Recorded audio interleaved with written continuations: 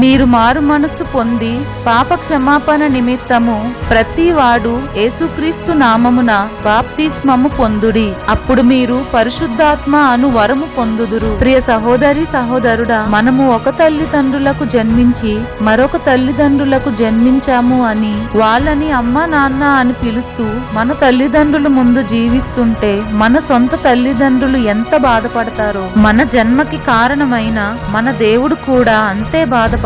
మనకి సమస్తము సమకూర్చి పెట్టిన మన తండ్రిని విడిచి మరొకరిని నమ్మడం, పూజించడం తప్పు, పాపము. గనుక మనము మన తండ్రి అయిన దేవుణ్ణి తెలుసుకొని మారు మనస్సు పొంది మన పాపమును ఒప్పుకొని తండ్రిని క్షమాపణ అడిగి ప్రతి వారును యేసుక్రీస్తు నామమున బాప్తిస్మము పొందుకోవాలి. అప్పుడు పవిత్రమైన పరిశుద్ధాత్మ అను వరమును పొందుకుంటాము. మన తండ్రి జీవం కలిగిన దేవుడు గనుక మనము మన తండ్రికి పిల్లలుగా జీవిద్దాం. ఆమేన్.